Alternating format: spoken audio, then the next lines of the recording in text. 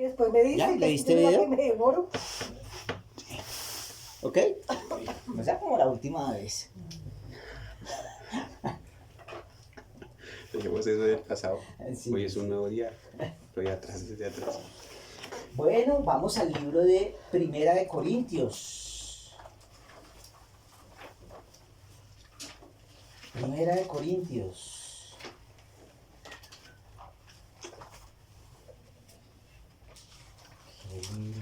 ¿Qué carta es? Primera epístola del apóstol Pablo a los Corintios.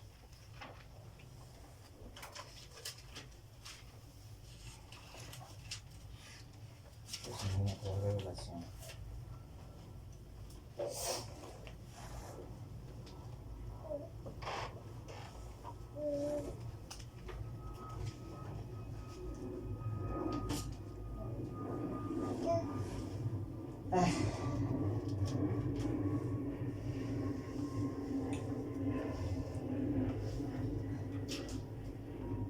Dice en el capítulo 3, verso 18. Lee, Joanita, por favor. Mas algunos están envanecidos como si yo nunca hubiese de ir a vosotros.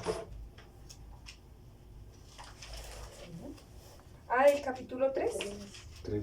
Perdónenme, nadie se engaña a sí mismo. Si alguno entre vosotros se cree sabio en este siglo, hágase ignorante para que llegue a ser sabio. Ok. Ya me voy a poner a la dije que ya estoy leyendo. 3 verso 18, sí. Nadie se engaña a sí mismo. Si alguno entre vosotros se cree sabio en este siglo, hágase ignorante para que llegue a ser sabio. Amén. El Señor me ha hablado en este tiempo mucho sobre algo que ha venido sucediendo en la mayoría de la iglesia cuando ya lleva un tiempo en el estudio de la palabra. Viene algo que le pasaba al mismo Pablo, y él por eso todo el tiempo trataba de llevar cautivo su mismo yo a Cristo, porque viene la vanagloria. Pablo hablaba mucho sobre que él nunca, aquí en esta epístola por ejemplo, se la voy a parafrasear, él decía: yo mismo vine a ustedes no hablando de quién soy yo, ni de todo lo que yo sé, me abstuve de todo lo que yo sabía, y solamente vine a hablarles de Cristo y de Cristo crucificado.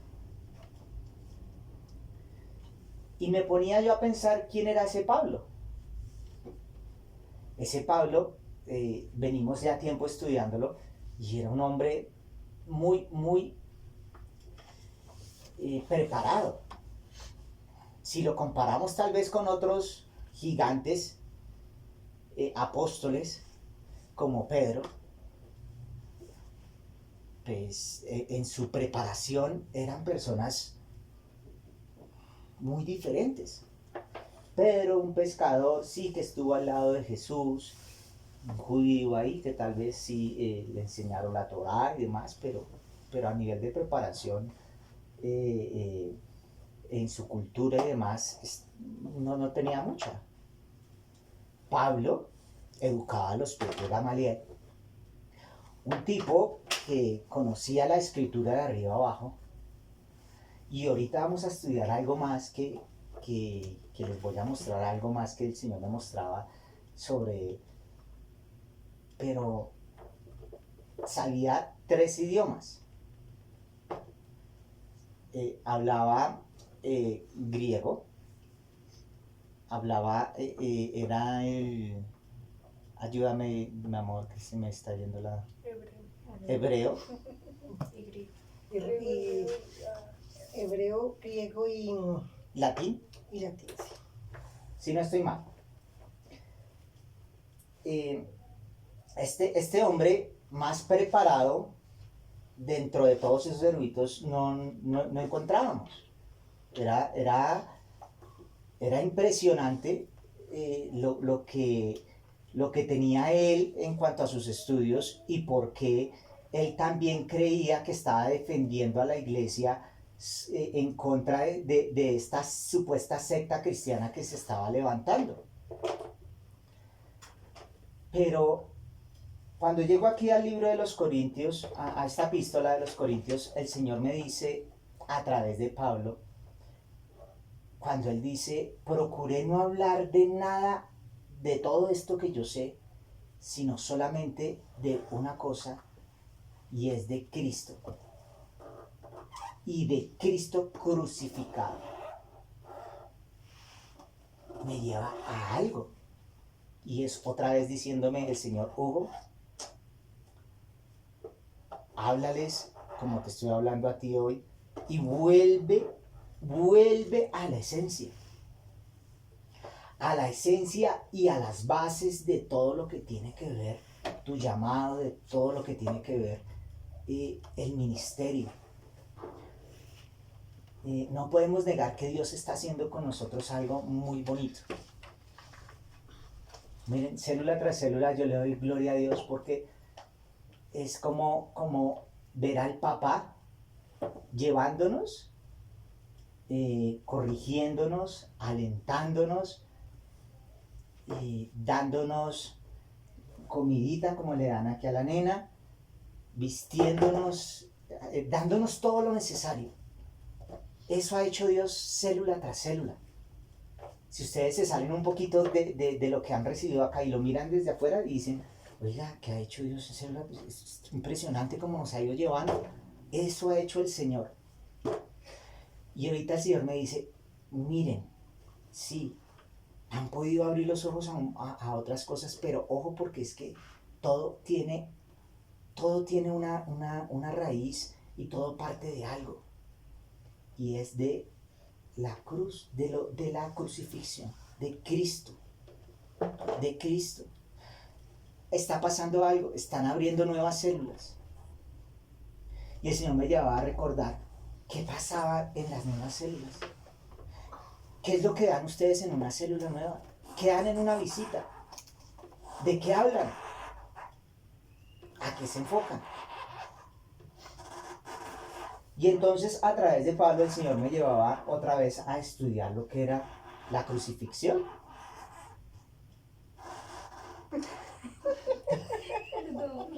No, déjala.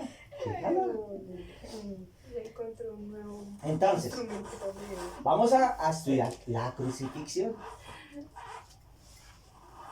Los primeros que usaron el arte de la crucifixión, porque llegó a ser un arte. ¿Sí sabían? Llegó a ser un arte la crucifixión. ¿Quiénes fueron? Los persas. Los persas que hoy día son Irán.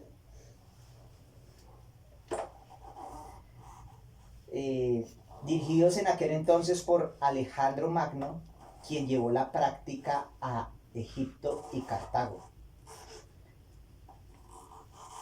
Y los romanos, como todo lo que hacían, la perfeccionaron. Perfeccionaron la técnica. Si uno se pone a estudiar la crucifixión, para poder causar ese nivel de dolor, ese nivel de agonía, se tenía que hacer de cierta manera específica para que no muriera tan rápido la persona. Por eso es que era un arte demoníaco, pero la tuvieron que perfeccionar. El hecho de hacerlo a la orilla de los caminos, donde el que pasara lo viera, eso causaba un terror. ¿Ustedes se imaginan salir ahorita aquí por la orilla de la carretera y ver a alguien desnudo en un madero, crucificado, desollado? ¿Qué causa? Entonces, imagínense, todo tenía un propósito. Todo tenía un propósito. La cruceta horizontal, el madero, horizontal más o menos medía 70 centímetros.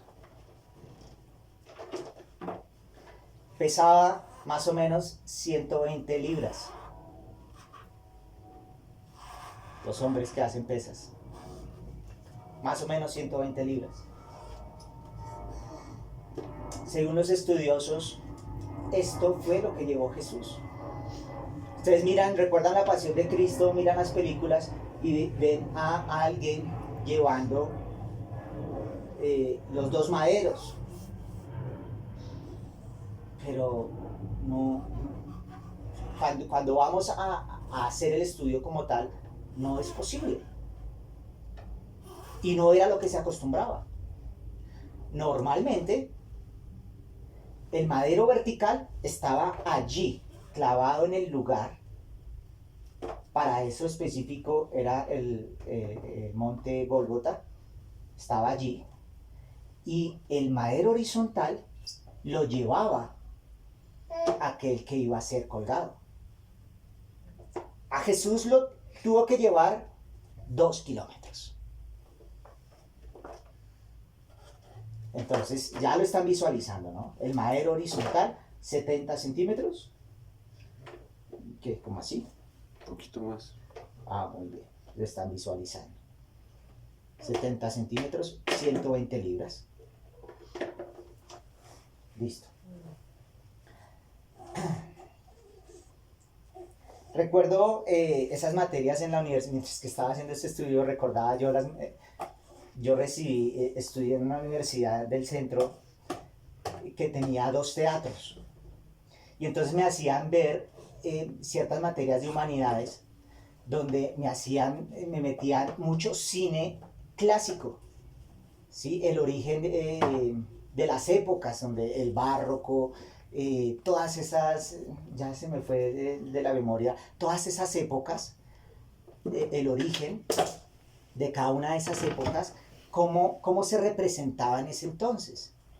Y las historias se cuentan a través para ese entonces, a través de artistas, de pintores, en ese entonces. Entonces, los que retrataron la historia de Jesús en ese entonces, lo que primero hicieron fue retratar, hicieron sus pinturas con la cruz de esa manera, y por eso pasó a la historia un hombre cargando una cruz de esa manera. Tal vez también lo pintaron con las manos atravesadas en este lugar. Y ahorita les voy a decir por qué erróneamente se piensa que fue así. Pero la historia se cuenta dependiendo como en ese entonces, como los pintores la contaban. Yo me acordaba yo en la universidad que yo pasaba 3 horas viendo esas películas a blanco y negro, de cine mudo, y era viendo esas épocas, y contaban las historias de cada una de esas épocas. Así pasó a la historia lo que sucedió cuando fue crucificado el Señor Jesucristo. Y por eso se siguen creyendo desde aquel entonces. Pero cuando uno se mete en la cabeza, voy a estudiar un poco más, mira cómo era la cultura, si era posible o no. Entonces uno ya empieza a armarse un poquito más qué era lo de la crucifixión. ¿Listo? Entonces,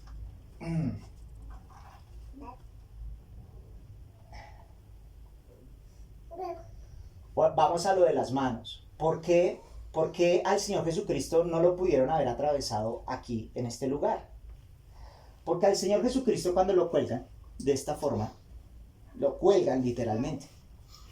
Entonces, ustedes se imaginan, si queda colgado así, queda haciendo fuerza hacia abajo el cuerpo, ¿cierto? Si él está aquí con el clavo, la fuerza del cuerpo termina desgarrando. Entonces se hubiera abierto la mano. Lo que buscaban en ese arte, en ese tal arte de la crucifixión, era que precisamente pudiera quedar colgado. Entonces buscaban este lugar de la muñeca, donde hay hueso que pueda trancar el clavo. Tóquense ahí. Tóquense ahí. ¿Sí encuentran ahí un huequito? Ahí. La doctora. Entre el radio y el cúbito. Ah, ahí, sí. ¿En el qué? Entre el radio y el cúbito. Ese. La doctora. Ahí. Clavaron al Señor Jesucristo. Lo que pasa es que para esa cultura, en los judíos, se puede asignar la mano desde la muñeca hacia abajo. ¿Sí? La Biblia no miente. Cuando dice que fueron traspasadas sus manos, para los judíos, esto hace parte de la mano. ¿Sí? Entonces, tal vez hay alguien que quiera refutar la Biblia y dice, no, pero es que Tomás dijo que, cuando el Señor le dijo a Tomás que mirara los hoyuelos de sus manos, le dijo fue en las manos. Pero es que para los judíos las manos hace parte también de las muñecas. ¿Listo? Entonces no es que esté mintiendo. Bueno, entonces ya saben, fue ahí colgada. Entonces ya lo están visualizando ahí, colgadito. En latín llevaría un letrero con la letra escrita del crimen que la víctima había hecho. ¿Sí me explico? Aquel hombre que iba a ser crucificado tendría que llevar un letrero camino hacia la cruz, escrito en latín, con aquel delito que cometió. Jesús lo tenía escrito en los 3 idiomas que ya dijimos. Recuérdenmelos, por favor. Hebreo. Y griego. ¿Sí? Entre el 10 y el 14 de octubre se celebra, una vez hace unos 3 meses estuvimos estudiando esto, el Yom Kippur. El día en que el sumo sacerdote entraba al lugar santísimo a expiar los pecados por el pueblo. ¿Se acuerdan de eso? Entre el 10 y el 14 de octubre estaba el propiciatorio, el lugar santo y el lugar santísimo. ¿Estamos hablando de qué? Del templo. Sí, del templo. Del tabernáculo. El tabernáculo, ¿sí? ¿Para qué les preguntas? Porque no todos saben. Ay, por Dios. No, pero Usted para le dio que una está aprendiendo. Están aprendiendo. Por eso, pero es que aquí, sí, hay unos que están aprendiendo, pero la mayoría ya reciben. Entonces, ¿para qué pregunte? Estamos hablando del tabernáculo, ¿sí? El templo, como el Señor les dijo que lo debían instaurar desde la época de Moisés, ¿sí? Entonces estaba el propiciatorio, donde estaba el altar, donde se hacían los holocaustos, estaba el lugar santo y el lugar santísimo. Al lugar santísimo, en el lugar santísimo era donde estaba ¿qué?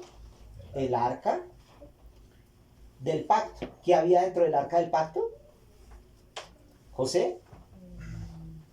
La palabra secreta. José, dijiste, unos más. Sí. José y mira Jorge. Sí. Confunde y Bendición. reinarás. Pero bien, gracias por responder, José.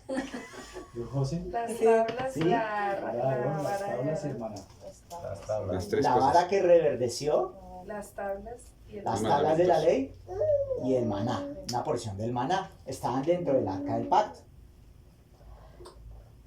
Allí eso estaba en el lugar santísimo, ¿sí?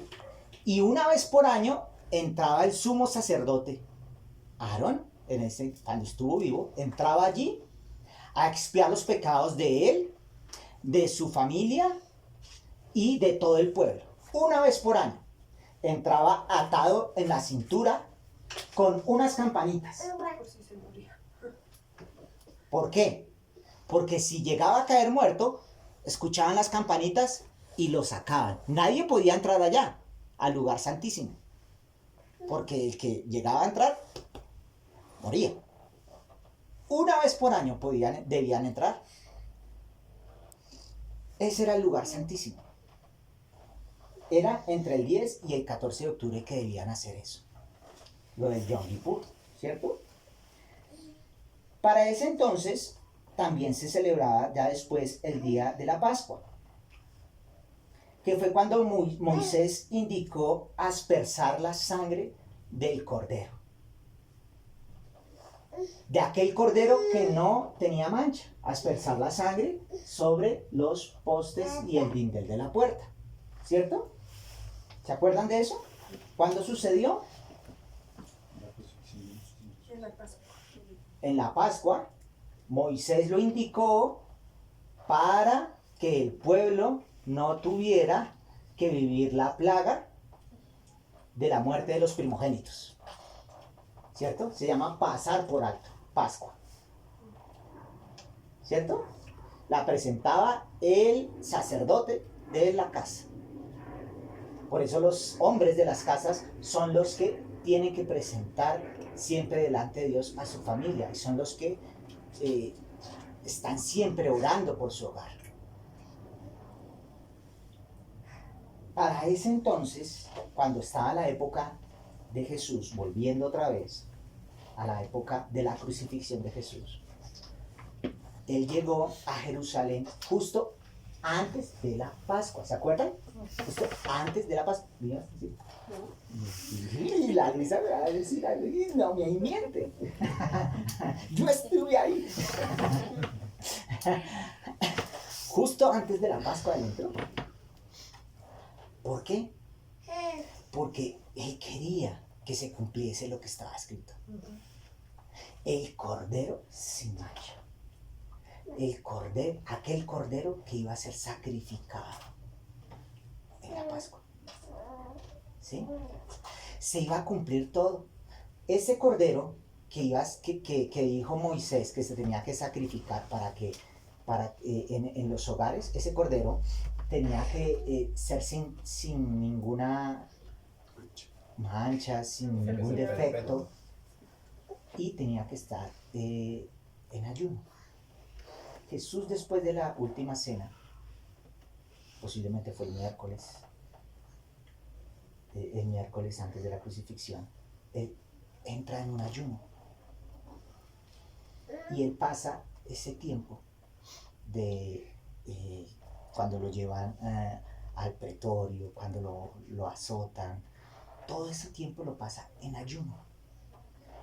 Pasa la crucifixión, todo ese tiempo en ayuno, como lo indicaba la palabra. Todo tenía que cumplirse. ¿Sí? La escritura nos dice que él fue molido por nuestros pecados. Eso nos dice en Isaías 53, 700 años antes de que fuera la crucifixión. Isaías ya estaba diciendo lo que iba a suceder. Impresionante que lo hubiera dicho uno de los profetas más grandes de los judíos y ellos no lo creyeron.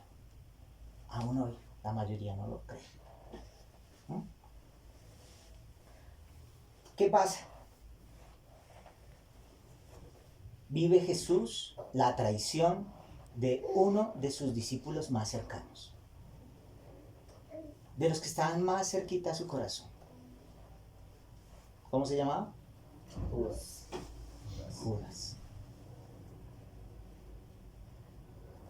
Vive la traición de aquel que comía junto a él en la mesa.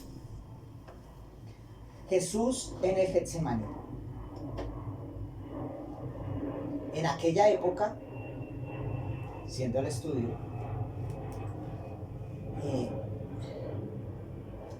era una zona desértica.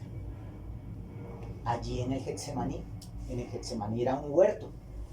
Era como un huerto, pero era una zona desértica, un desierto, y había un pequeño huerto ahí en el desierto.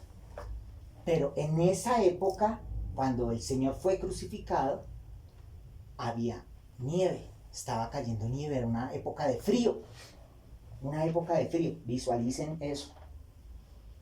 ¿Cómo es posible que en medio de tanto frío, ese hombre llamado Jesucristo empiece a sudar y empiece a sudar gotas de sangre?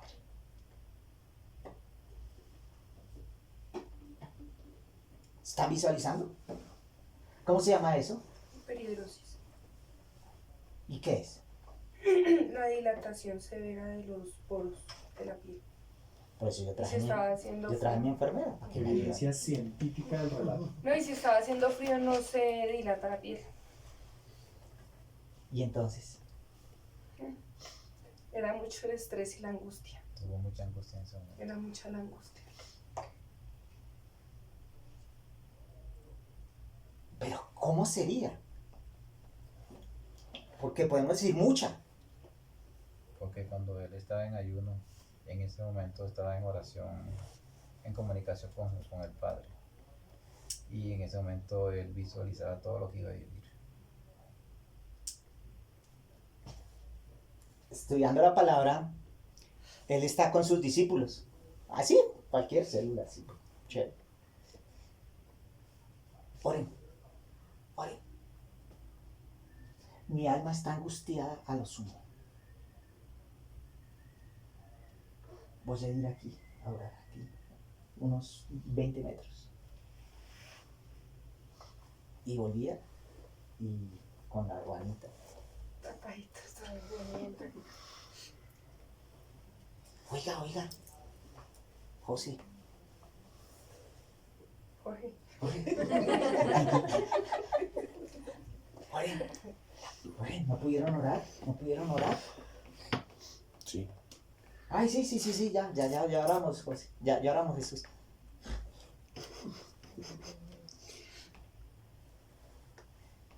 Y él allá otra vez. ¿Qué estaba viendo Jesús allí? ¿Se han puesto a pensar qué estaba viendo él?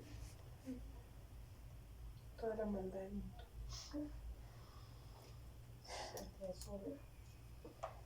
Me puse yo y dije, Señor, déjame volar un poquito la cabeza. Déjame ver un poquito más. Tal vez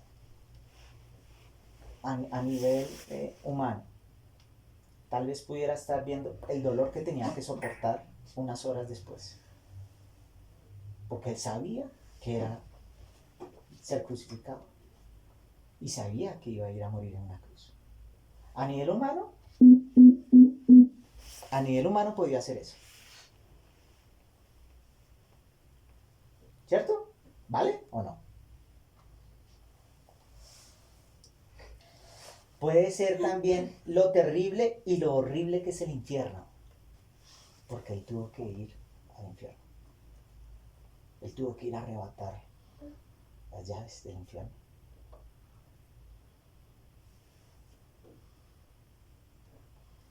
¿Qué puede ser más horrible que eso? El ¿O saber que piensan que es bonito el infierno?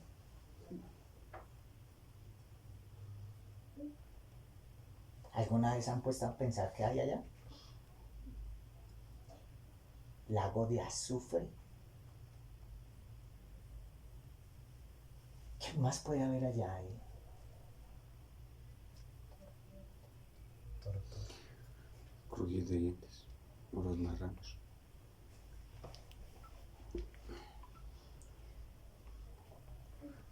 Otra cosa que pudiera estar viendo. Los pecados más horribles que llevaría sobre sí mismo al ser él el sacrificio, el cordero, por el cual todos nosotros íbamos a ser libres del pecado.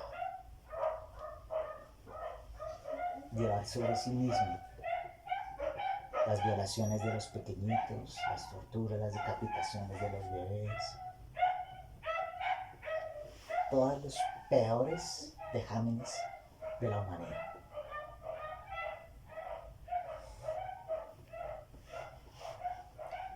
o el tener que vivir la separación de su papá?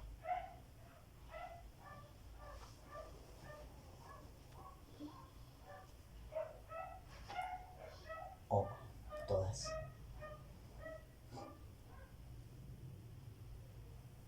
Cuando esté allá le preguntaré, ¿qué más?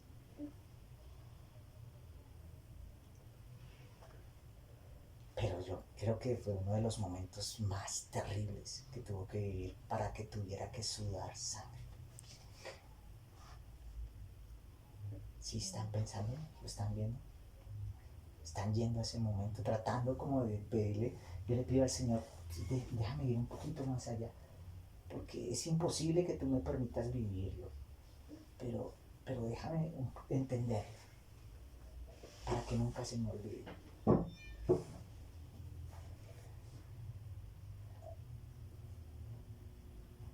¿Cómo pudo haber sido ese grito de él? Oh, alma mía, estoy angustiado. ¿Cómo pudo haber sido? Si uno mira siempre durante todo su ministerio estuvo siempre en una cordura, en una línea. ¿Cómo pudo haber sido ese grito de desesperación? ¿En qué nivel estuvo para gritar, estoy angustiado, alma mía, estoy angustiado? Mirando para dónde cojo, qué hago.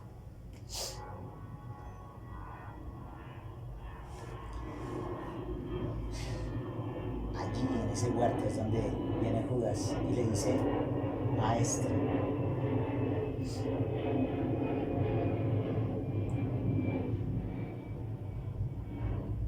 Ya no le podía decir Señor, porque ya el Espíritu Santo no le podía dar una revelación más profunda. Le tuvo que decir maestro, ya no estaba el Espíritu en él.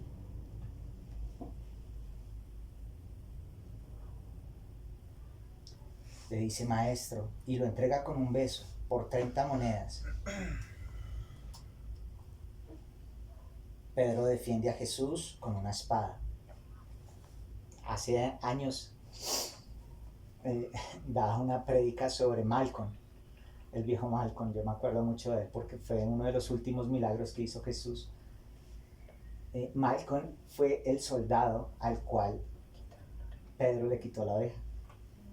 Haciendo un estudio de ese soldado, era como si hubiera sido, hoy en día, ese soldado era uno de los de suma inteligencia de Estados Unidos. O sea, era un soldado súper preparado. Cuando Pedro le lanzó la espada, ese man la esquivó porque le iban a quitar la cabeza. Ese man la esquivó y la alcanzó, fue a quitar la oreja. Y el Señor llega y coge la orejita y se la pega otra vez. Super bonder ahí. ¿Me copia? ¿Sí, oye, quedó bien? Chiqui, ahí tiene su orejita. Ese man se tuvo que haber convertido de una. Ese man dijo, si este man le puso la oreja, este man es el Hijo de Dios. De una.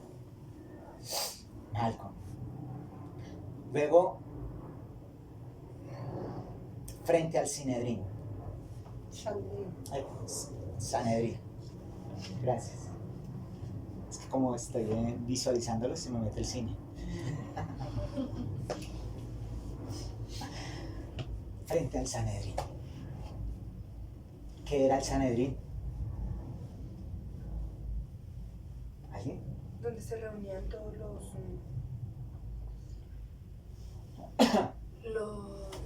fariseos, ¿no? ¿Alguien más? A farisear. Una estudiosa. Tu célula, yo no hablo nada. Doctor Jorge. Callada, es que me dice que yo No, tengo José. Como una mucho. cárcel, me imagino. No. ¿No? En Sanedrín estaban todos los ancianos, maestros de la ley, y estaba a cargo de Caifás. Y también de otro maestro. Pero recuerden que todo su lo hicieron fue de noche. Ahí era cuando Jesús le decía a ellos que acusaban a Jesús siempre de que él violó la ley de los judíos. Y ellos hicieron todo a escondidas, y un justo juicio para un hombre judío no era de esa manera hacerlo. Y ellos lo hicieron de esa manera porque eso, cuando lo llevaron ahí, ya era de noche. Cuando lo golpearon allá dentro de Sanedrín. Bueno, habían, De acuerdo. eran 72 miembros. Ajá. 72 miembros.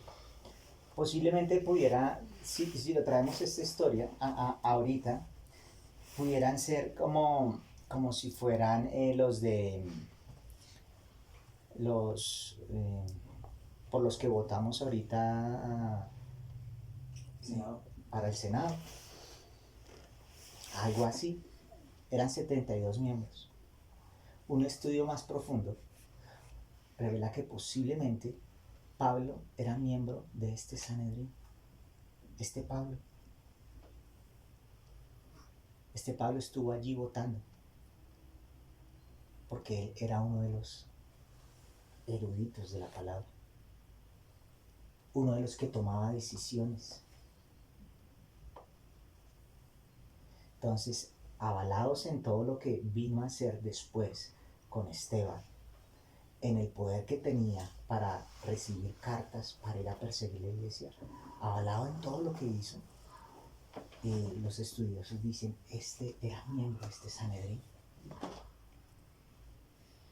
Avalado en lo que era, en la forma de comportarse, en el estudio que tenía, este era miembro de este Sanedrín. Y avalados en la palabra que ahorita les voy a leer.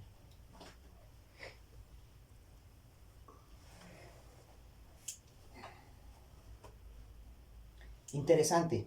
Pedro, mientras Cristo estaba en el patio, porque estaba Cristo allí en el patio del Sanedrín, mientras que todos estaban allá debatiendo, Cristo allí bajo la nieve, dice la palabra que Pedrito hizo una hoguerita, ¿cierto? Y se estaba calentando. ¿Sí se acuerdan o no? Pedro, aquel discípulo que dijo que nunca lo iba a negar, se estaba calentando allí. Y vino una mujer y dijo, oiga, yo a este lo conozco. Usted estaba con él. Y antes de que cantara el gallo, ¿qué hizo? Lo negó 3 veces. Aquel que decía que siempre iba a estar con él, lo seguía pero a distancia. Y es lo que pasa con muchos que se dicen ser cristianos, pero no se comprometen. Quieren las cosas a distancia. De vez en vez. De vez en vez yo voy y me congrego. De vez en vez yo recibo una palabra. Pero ir a llevarle la palabra a alguien, ir a hacer un discipulado, ir y pagar el precio, no. Ir y tomar la cruz y seguir, no. Eso fue lo que hizo Pedro. Seguía a Jesús a distancia. No quería pagar el precio. Pero no, sigamos con lo que nos interesa, que era aquí la crucifixión. Según la costumbre, cada uno de estos 72 miembros del Sanedrín,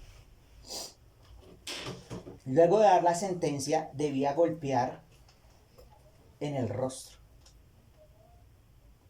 Cada uno de ellos debía golpear en el rostro al sentenciado y escupirle la cara.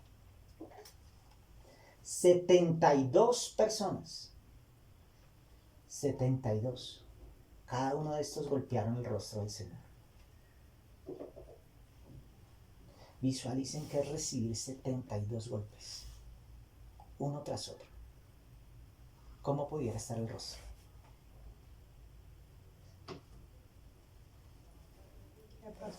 Y aparte es como que los cupieron, humillaron. O sea que la otra persona que hizo también lo escupió, Pedro, ¿no? Se supone que también Pero a ellos no, tenía que Pablo. escupirla. Bueno, Pablo, ¿también? Pues según el estudio, dice que sea parte del Sanedrín. Ya le tocaba. Así él no estuviera de acuerdo. Pero Pablo sí estaba de acuerdo. Yo creo que votó a favor o en contra también. sea, si a veces cuando un hombre se pelea recibe un par de puños, se le puede romper doctora, qué pena. ¿Qué me pasa?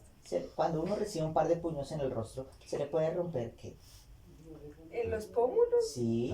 el cigomático, el bómer. Ahora, 72. No, pues se desfigura la cara. Pero era puño o cachetada. Depende del golpe. No. Sí, porque es que muchas Pero veces ese en la puño- escritura dice cachetada, dice bofetada. Porque lo desfiguraron. Es peligro. Porque Aparte de los en- golpes que en le dieron Rusia, al soldado. cachetadas, una cachetada fuerte, eso. Sí, es Vamos a cachetada, ver, cachetada. vamos a ver que estos estaban ofendidos, Sí, tuvo que haber sido punta. inspirados por el demonio, queriendo acabar con él. Y se lo golpearon. No me dice si con la mano Cerrado. o si llevaban vara. No me dejan claro. Lo golpearon en el rostro 72 veces. Cada uno de ellos golpeó una vez. Y lo escupió. ¿Cómo estaba el rostro de él? Por eso le dice el Señor a Pablo en Hechos 9, creo que 16. Cosa dura te es dar coces contra el aguijón. Le estaba recordando lo que había hecho.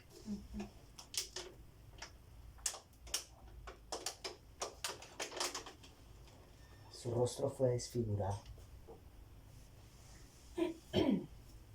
Luego ante el tribunal de Herodes, Jesús no abrió su boca. Y luego lo llevaron a Pilatos. Y como no encontró nada en contra de él, lo dejó a consideración del pueblo. ¿Se acuerda que ese Pilato decía, pero si yo tengo el poder, ¿no sabes que yo tengo el poder para matarte o para dejarte vivir? ¿Y qué le dijo el Señor? Tú no tienes poder si no te fuera dado de lo alto. De mi Padre, en otras palabras. En otras palabras le dijo, tú no tienes poder aquí. El que te está dando el poder para que yo muera soy yo mismo. Que se haga lo que está escrito. Aquí, ya el Señor había pasado por ese Getsemaní.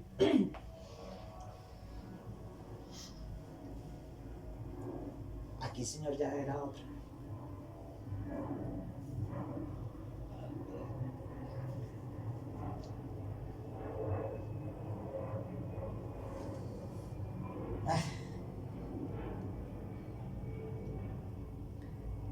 Ahora, cuando lo saca este Pilato y lo coloca ya a que el pueblo escoja, ¿quiénes estaban en ese pueblo? Los que días antes habían sido sanados. Allá estaba el que antes era, ¿cómo se dice? Minusválido, ¿no? Paralítico, discapacitado. Discapacitado. Entonces, ahí era como el ciego, que ya no era ciego. Invidente. Allá estaba la del flujo de sangre. Allá estaban todos aquellos que habían ido a comer en la multiplicación del pan y los peces. Allá estaban todos, pero todos lo estaban traicionando. Y todos gritaban, crucifícale. Y él enmudecía. Luego, la corona de espinas. Según los estudiosos, fue hecha con cuero de carnero. Tomaban el diámetro y las hacían pequeñas. Era cuero de carnero, introducían espinos. Y tenía una característica, que ellas se iban cogiendo. Los espinos podían ser de mínimo 6 centímetros. La colocaban a presión en la cabeza, a presión. Y luego sucedía algo. Había una secta, un grupo político llamado los Herodianos. Es que soy un héroe. Estos Herodianos tenían autoridad para con una vara golpear la corona cuando ya estaba puesta en la cabeza y la golpeaban. Doctora, ¿qué pasa cuando golpean una corona con unos espinos de mínimo 6 centímetros en la cabeza con una vara? ¿Qué puede suceder? Se inflama la cabeza, pues yo no creo que pueda traspasar el cráneo, pero sí se inflama. ¿Por qué no crees que pueda traspasar? Porque el cráneo es demasiado duro como para traspasarlo con un clavo, así sea, tendría que ser metálico.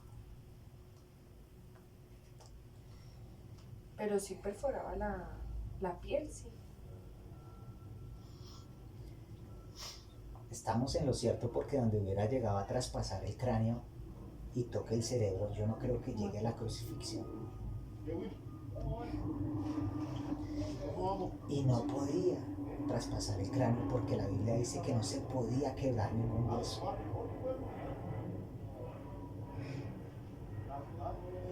Muchos predicadores dicen, tenía que estar el Espíritu Santo protegiendo en algo el templo.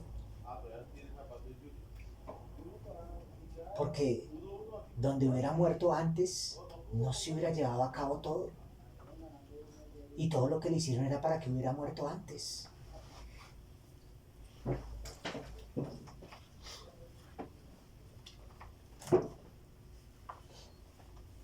Entonces, luego de que le estaban dando con esa vara en la cabeza, lo golpeaban y le decían los herodianos, adivina quién te golpeó, profetiza ahora. ¿Quién te golpeó? Quedar como un juego. Jugaban con él. Luego le arrancaron la barba. ¿Ustedes vieron la Pasión de Cristo? En la Pasión de Cristo no muestran eso. ¿Qué pasa cuando le arrancaron la barba? Usted a veces tal vez se quita un pelito enconado. Coger la barba y arrancársela es desollar. Porque cuando usted arranca, se va la piel. Se va la piel. Entonces queda. Después de que se va la piel, ¿qué queda? El músculo. ¿Quién es el músculo que se ve? El músculo, la piel viva, la carne viva. ¿Están viendo? ¿Están visualizándolo? El rostro desfigurado, la cabeza inflamada, clavada, porque la corona se clavó, y ahora la carne viva en su rostro.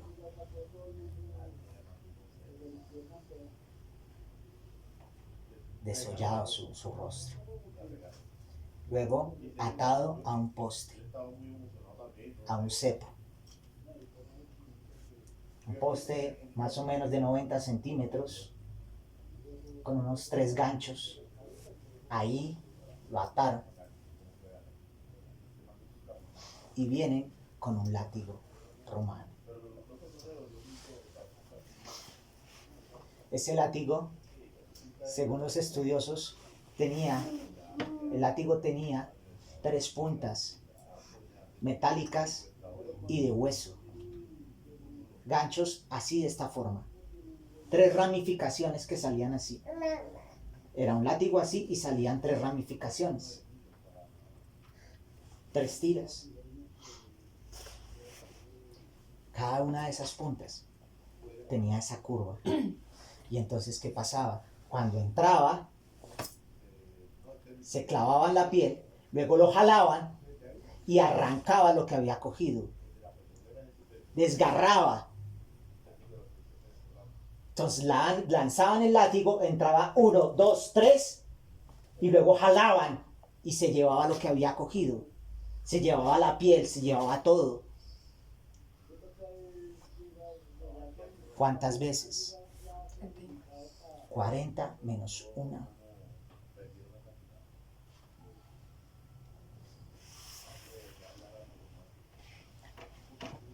Miren, haciendo el estudio, decían los judíos, es indigno que puedan latigar a alguien más de 39 veces, porque no puede soportarlo. Pero a Jesús no lo latigaron 39 veces. 3 veces más. ¿Cierto? Sí, claro. 117. No, Más, ¿no? ¿por qué no? 39 por 3.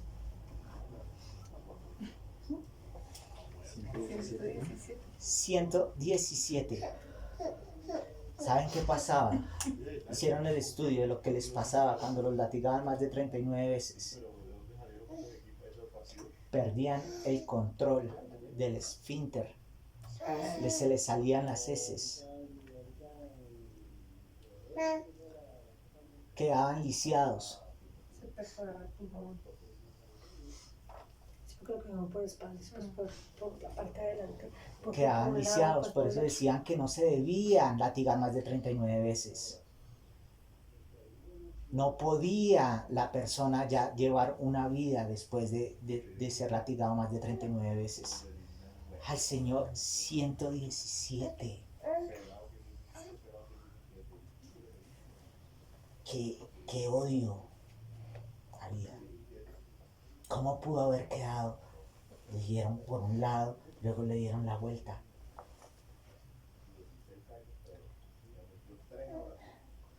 Salmo 129:3. Por favor.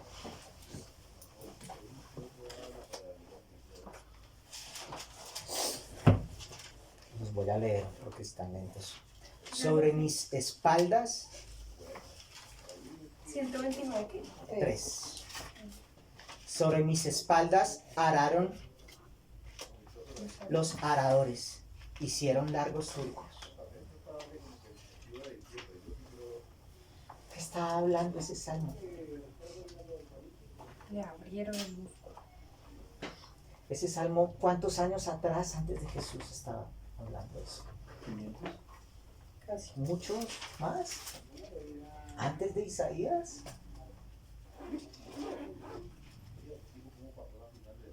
Estaba mostrando el Señor a David lo que iba a pasar. Sobre mis espaldas hicieron largos surcos.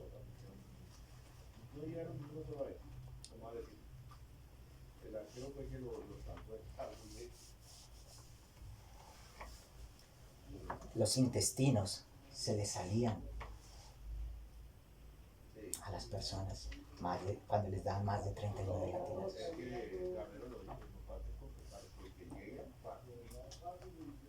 La carne de sus hombros cayó sobre sus brazos. La carne de sus brazos cayó sobre sus piernas. La carne de sus pies cayó, de sus piernas cayó sobre sus pies. ¿Sí entienden qué pasó? Le daban aquí, desgarraban, iba cayendo. Le daban aquí, desgarraban, iba cayendo. Le daban aquí, desgarraba, iba cayendo la carne. Desollado. Su cuerpo expuesto. Que se pudieran ver de todo. Los huesos.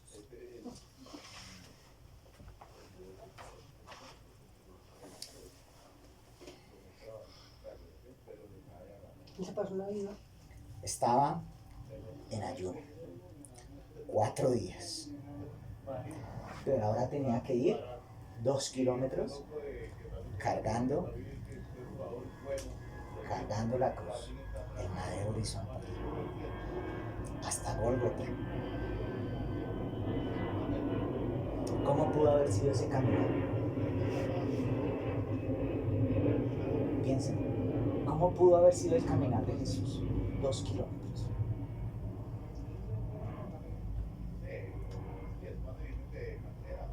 cómo fue?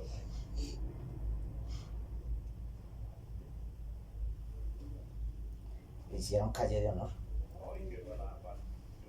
Aquellos que días antes los había sanado, aquellos que les había dado de comer. Y él tal vez los miraba. Supongo que los miraban con sus ojos por ahí lo que pudiera ver, porque sus ojos, dice que ya saliéndose de los golpes. Desfigurado totalmente. Pero enmudecido. Un paso a la vez. ¿Cuánto pudo haber durado para caminar 2 kilómetros en la condición en la que estaba?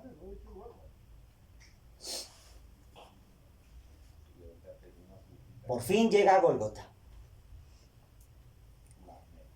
Le clavan las manos, ya sabemos cuáles manos, ¿no?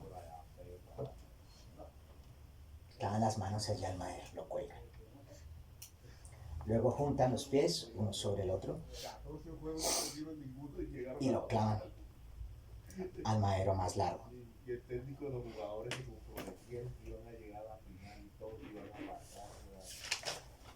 Allí, ese era el punto de soporte. Ese era el punto donde él trataba de vivir. Era donde él se daba más segundos de vida. ¿Saben qué pasa cuando una persona está colgada, doctor, de los brazos? A nivel de respiración. Siga, doctor. Pues ahí se bloquea la capacidad de la expansión torácica. Entonces la muerte de cruz es más para morir asfixiado, por asfixia. ¿Consumir más sangre? A las por 9 de la no mañana. poder inflar los pulmones, no tiene capacidad pulmonar. A las 9 de la mañana hasta las 3 de la tarde, 6 horas duró él. 1 hora para cada día de la creación. 6 días duró el Señor en la creación, al 7º día descansó. 6 horas duró el Señor desde el momento en que fue crucificado. 1 hora para redimir cada uno de esos días que el diablo quiso dañar la creación perfecta que hizo el Señor.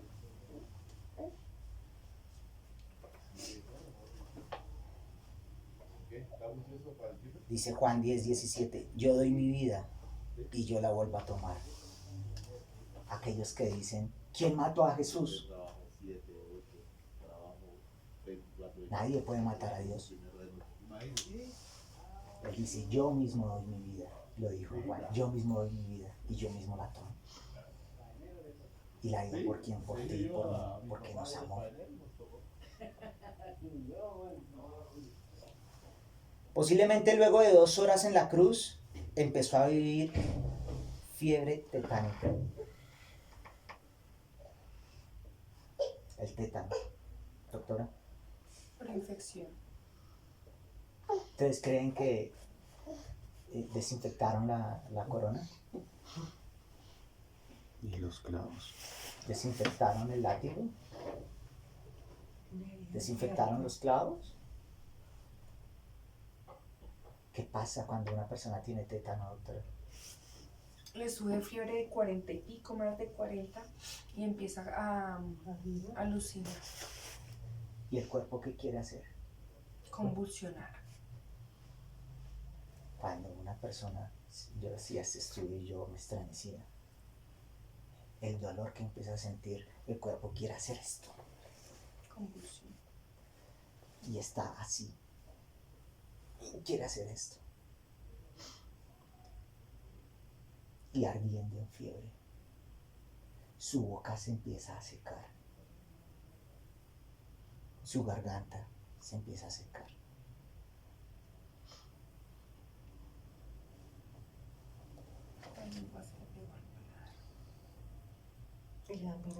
La infección, las picadas que le dan en los músculos, en los huesos. La Biblia habla de que estaba desnudo. Los pintores le colocan una sábana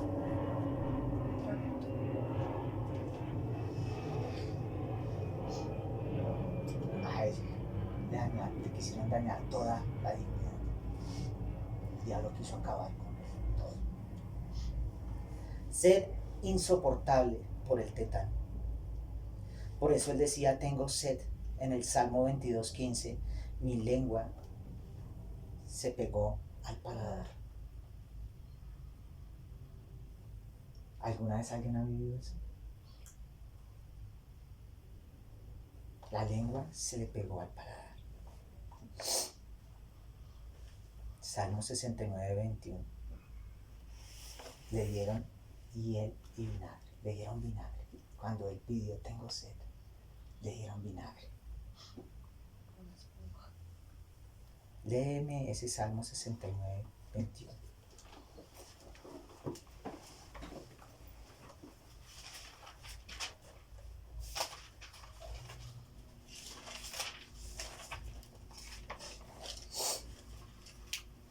Me pusieron además hiel por comida y en mi sed me dieron a beber vinagre.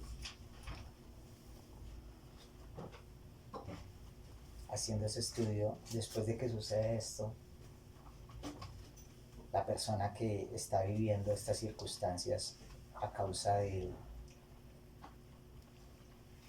tétano vomita las entrañas.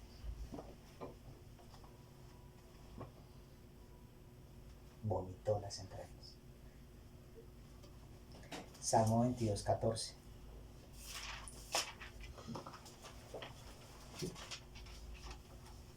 He sido derramado como aguas y todos mis huesos se descoyuntaron.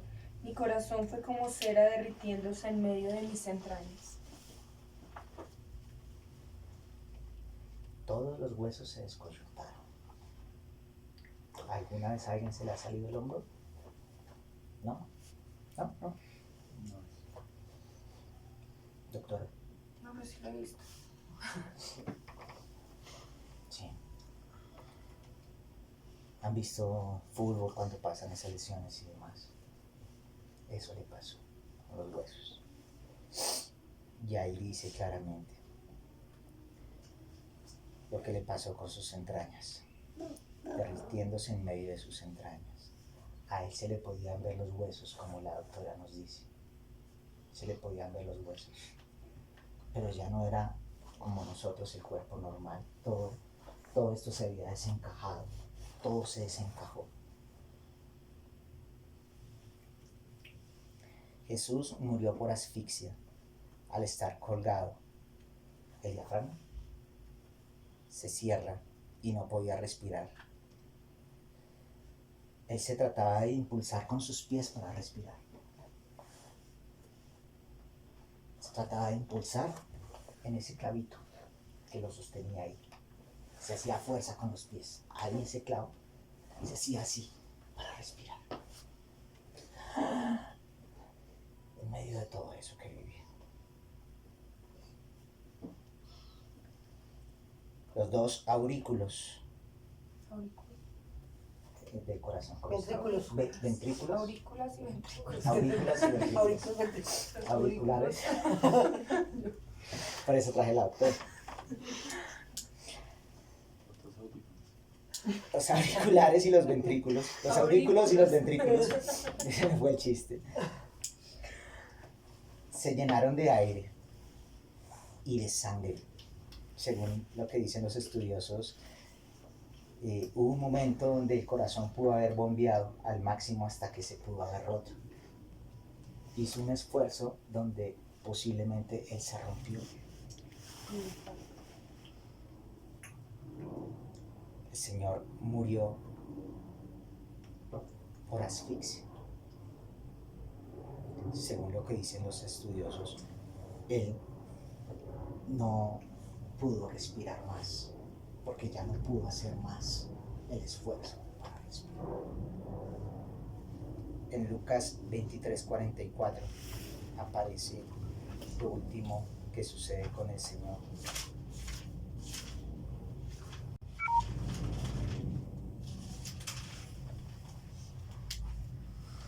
Y estando en agonía, oraba más intensamente y era su sudor como grandes gotas de sangre que caían hasta la Lucas 23:44. 3.